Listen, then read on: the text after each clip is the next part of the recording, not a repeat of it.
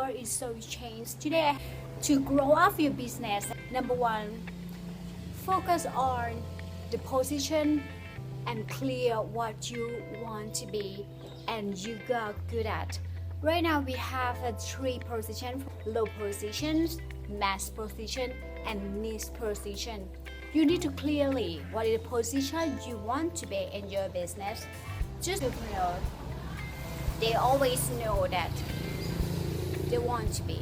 Alright. Two, you need to focus on the area you want to be, not focus on you are at have been at the moment. Focus on at the moment. You doesn't have any visions you want to be in the future. And number three, you need to connection to expand. Right now, don't worry if you doesn't have. I don't have any connections because the world has changed. Your social media and the strategy can be help you to grow up your business just like all entrepreneurs around the world.